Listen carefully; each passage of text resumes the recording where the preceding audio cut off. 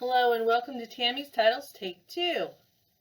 This is a session presented at the Kansas Library Association Conference in 2021. I'm going to share some titles in the following genres: juvenile fiction and nonfiction, picture books, biographies, and comics.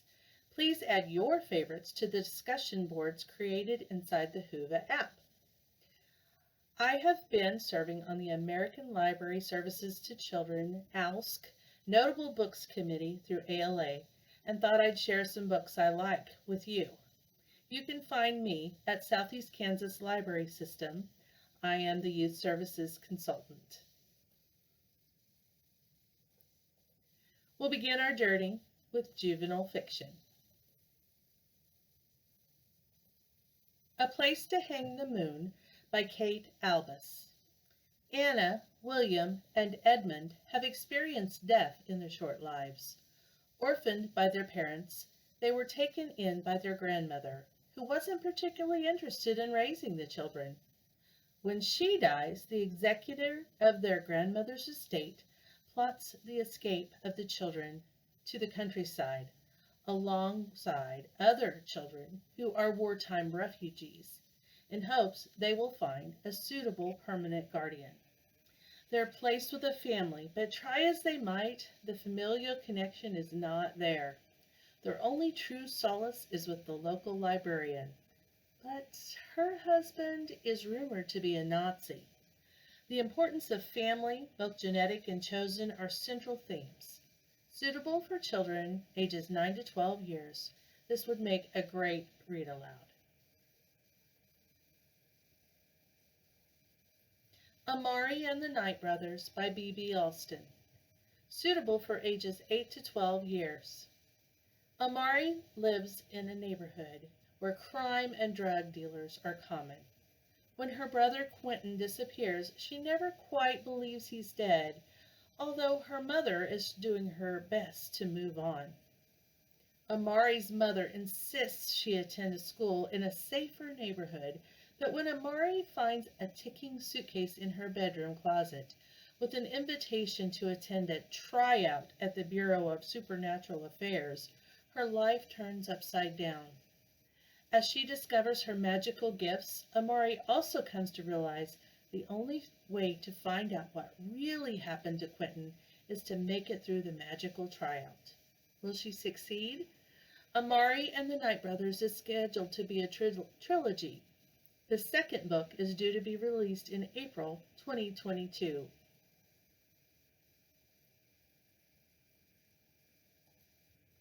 B is for Blended.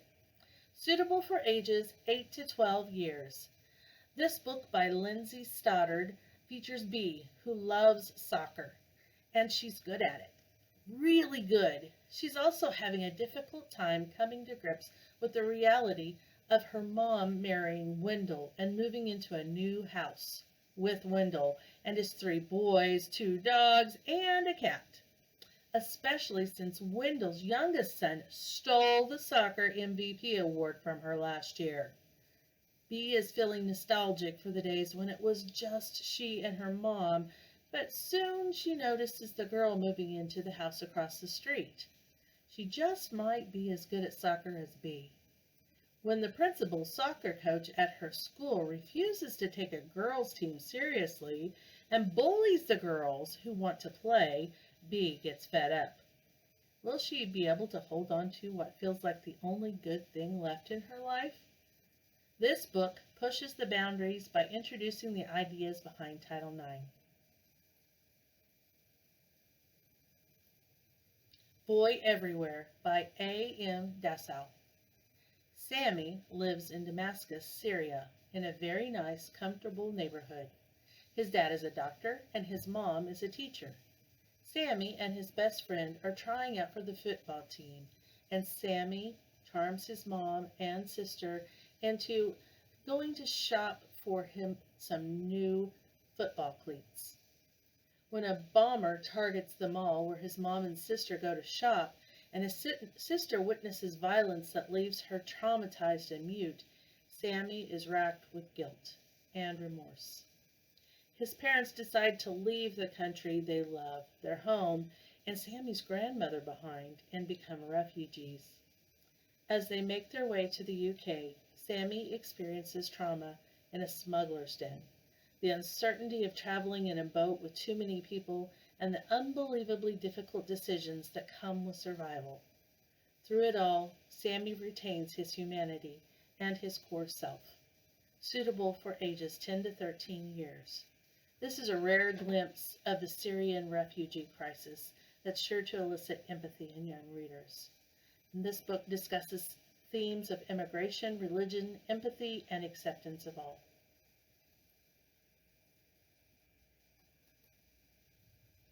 Cece Rios and the Desert of Lost Souls.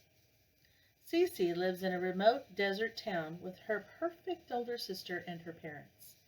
As with many small towns, generations of their families have lived here before. Things move from boring to unbelievable for Cece when her older sister is kidnapped by a powerful dark creatura. Cece must learn forbidden Bruja ways to get her sister back. This amazing fantasy combines Latinx folk tales with mythology to make a fabulous adventure story with a female heroine, suitable for ages 8 to 12 years. This book pushes against the boundaries by introducing folk tales and Latinx culture not widely available in English literature for young children.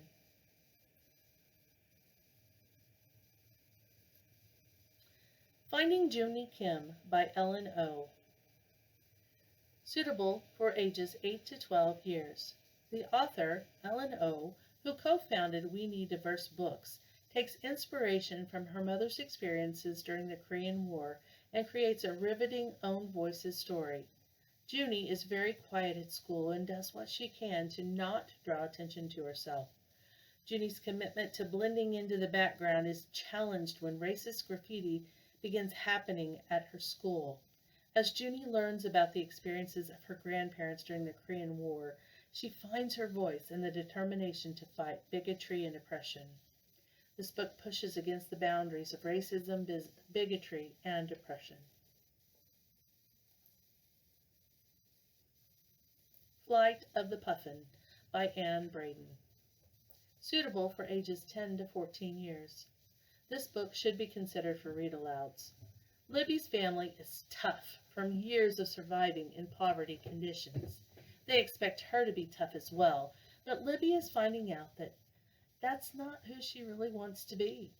When she comes up with a plan to add the words she'd like to hear to cards and put them out into the world, her actions have bigger consequences than she could have ever dreamed. This story reminds us that one small action can have mighty ripples and pushes against the boundaries of stereotyping.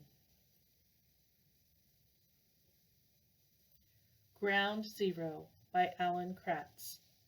Two stories set 18 years apart, one in a rural village in Afghanistan, the other New York City, the Twin Towers. One action can change so much and shape so many lives, whether they understand why or not.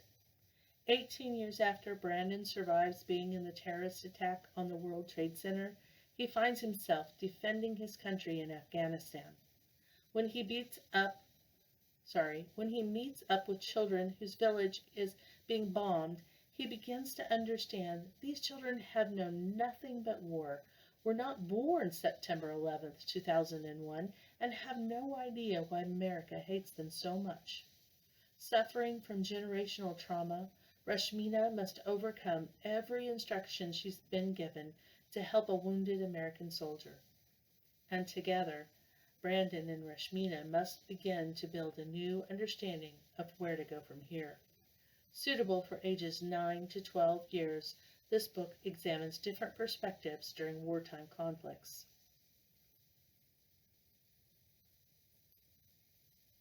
Healer of the Water Monster by Brian Young. This book represents the Navajo and other indigenous cultures which are not often represented in English language literature for young children. Suitable for 8 to 12 years. Nathan and his family are members of the Navajo Nation.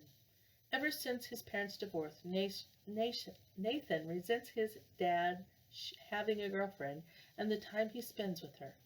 When Nathan asks to spend the summer with his grandmother and Uncle Jet on the Navajo reservation, he is only slightly nervous about having no running water, electricity, or internet service, not to mention no indoor plumbing. Things get more interesting than Nathan expects when he follows a talking and rather testy horned toad. Uncle Jet is being menaced by an ash being only Nathan can see and a water monster, a holy being who is dying of uranium poisoning, needs his help. How can Nathan's scientific mind accept these things from the Navajo culture as truth? Luckily, Nolly is there to help Nathan understand that reality can look many different ways. This fictional introduction to Navajo culture features much of the language introduced by Nolly, Nathan's grandmother. How to Become a Planet by Nick LaMellaby. Suitable for ages 9 to 12 years. Deep depression has settled on Pluto's chest, making it impossible for her to get out of bed some days. This insightful look shows us that determination and grit are not the only personal attributes needed to overcome depression. Pluto needs support and gets it from her mom, her therapist, medication, a new tutor, and old friends. She also discovers that all she has to be is herself, and that is always enough. This book explores mental illness.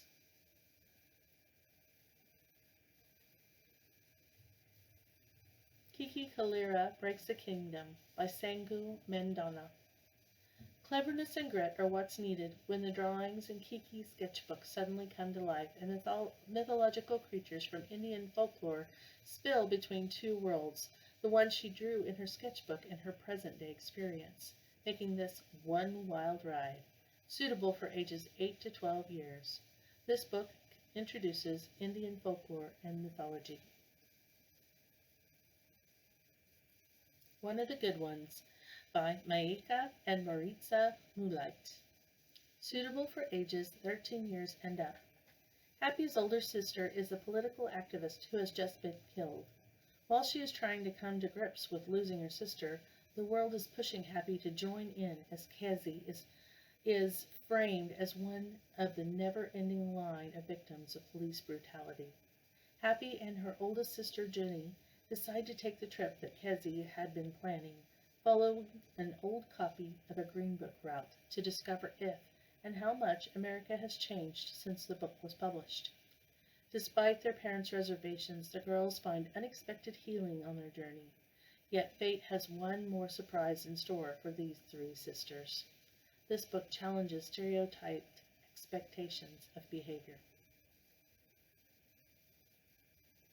Pony by R.J. Palacio. Suitable for ages 10 and up. Another book that makes a good read aloud. When Silas's father is dragged away by three horsemen, telling Silas to stay behind, it doesn't take him long to decide he has to follow them and help his father however he can. A pony shows up at his door and Silas takes it as a sign. He's quick to map a route and with the help of his constant companion Mittenwool, who happens to be a ghost, he sets off on a perilous adventure to rescue his dad.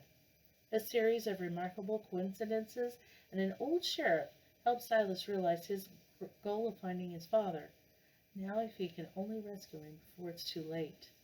If you're not a fan of westerns, you will be after this one.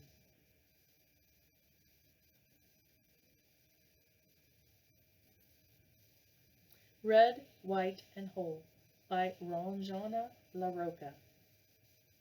Told in verse, Reha is an Indian American who is not happy that her parents are raising her with a set of values and customs different from the other children in her social group. But when her mother is diagnosed with leukemia, what is real and what is important takes center stage, and Reha becomes her truest self. Suitable for ages 8 to 12 years. Res Dogs by Joseph Bruchac. Set during the COVID-19 pandemic, Indigenous Mailan is quarantined on a Wabanaki reservation with her beloved grandparents. When a dog named Malsum shows up at her door and decides she belongs to him, her grandparents tell her stories of how their people survived illness through the years with the help of some friends and protectors. Suitable for 8 to 12-year-olds. This story is told in verse inspired by oral storytelling. Starfish by Lisa Phipps. Ellie's mom has an eating disorder and a daughter who is not thin. In order to cope with her mother's nagging about her weight, Ellie devises a set of fat girl rules. When the rules become too tight, Ellie learns to break free, speak her truth, and live her own glorious life. Suitable for readers 10 to 13 years. This story explores body positivity and eating disorders. Sydney and Taylor explore the whole wide world by Jacqueline Davies. Despite their fears, Sydney and Taylor resolve to explore the whole wide world. Sydney really wants to go on their trip, but gets nervous while Taylor prepares. Finally, they're ready and make it out into the world. After a very brief while and not a big distance, their adventure becomes too adventuresome, and they need to be rescued by Miss Nancy, under whose potting shed they live. A delightful, funny first chapter book, suitable for readers 6 to 9 years old. Sunshine by Marion Dane Bauer. Suitable for readers 8 to 12 years. Ben is being raised by his dad. His mom left him when, as a baby, to go live in the backwoods of Minnesota on a remote island. Ben convinces his dad to let him visit his mom for the summer, taking along Sunshine, his dog, who happens to be imaginary. As he gets to know her, Ben has to face some harsh truths about who his mom is and what their relationship can look like, as he also learns to survive in the wilderness. The story explains themes around mental illness.